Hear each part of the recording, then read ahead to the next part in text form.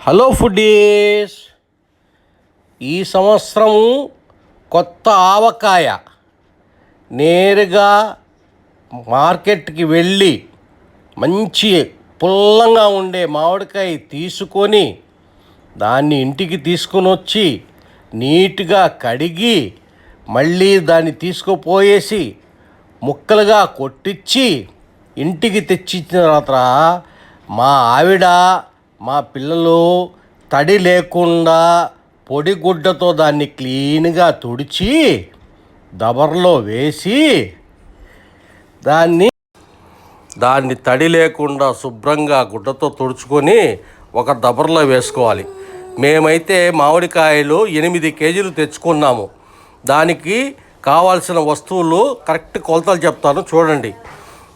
వెల్లుల్లి 1/2 కేజీ తీసుకోండి. ఆవపిండి 750 గ్రాములు తీసుకోండి. మెంతులు 400 గ్రాములు మెంతులు. రాళ్ళ ఉప్పు తెచ్చుకొని దాన్ని మిక్సీలో వేసి పౌడర్ చేసుకోవాలి. దాని తర్వాత పల్లి నూనె తీసుకోండి. ఆ తర్వాత కారము ఇంట్లో ఆడించండి. బజార్ కారం వద్దు. బజార్ కారం వేస్తే మీకు కారం ఉండదు. అది తీసుకొని ఇవన్నీ ఇంకొకసారి చెప్తాను చూడండి. మళ్ళీ వెల్లుల్లి 400 గ్రాములు, ఆవపిండి 750 గ్రాములు, మెంతుల పొడి 400, రాళ్ళ ఉప్పు 1.5 కేజీ, పల్లి నూనె 2.5 కేజీ, కారం 750 గ్రాములు. ఇప్పుడు ఈ మామిడి ముక్కల్ని తీసుకొని దాంట్లో మొట్టమొదటిగా పల్లి నూనె కలపండి. పల్లి నూనె బాగా ముక్కకి పట్టినట్టుగా కలపాలి. ఇప్పుడు చూడండి, మామిడికాయ ముక్కలన్నీ సరైన కొలతలతో తీసుకుని దబర్లో వేసుకుని ఆయిల్ని బాగా వేసి మామిడి ముక్కలకి బాగా పట్టినట్టుగా చేత్తో బాగా కలపాలి. మళ్ళీ చెబుతున్నాను, మామిడి ముక్కల్ని ఆయిల్తో బాగా కలిపిన తర్వాత దాంట్లో మొట్టమొదటిగా ఆవపిండి కలపాలి. ఆవపిండి బాగా ముక్కల మీద చల్లండి. చల్లిన తర్వాత ఆవపిండి దాని తర్వాత ముక్కలకి బాగా పట్టినట్టుగా చేతులతో కలపండి.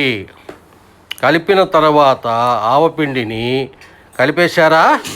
కలిపిన తర్వాత అదే కొలతలతో నేను చెప్పినట్టుగానే కారప్పొడి తీసుకొని దాన్ని సరైన కొలత తీసుకొని దాంట్లో ఆ ముక్కల మీదే ఈ కారప్పొడిని కూడా మీరు బాగా కలపండి. కలిపారా? చూడండి బాగా ఎలా కలుపుతున్నారు. దాని తర్వాత సరైన కొలతలతో రాళ్ళ ఉప్పు పౌడర్ కొలత ప్రకారం తీసుకోండి. తీసుకున్నారా? తీసుకున్న తర్వాత కరెక్ట్గా మీరు రాళ్ళ ఉప్పుని ఆ పౌడర్ తీసుకొని మామిడి ముక్కల్లో మీరు వెయ్యాలి. చూడండి ఫ్రెండ్స్. దాని తర్వాత పొట్టు తీసిన వెల్లుల్లిని కూడా దాంట్లో కలపాలి. కలిపిన తర్వాత చూడండి బాగా పొట్టు తీసిన వెల్లుల్లి. పొట్టు ఉంటే ఫ్రెండ్స్ దాంట్లో ఆయిల్ చేరిపోయి తినడానికి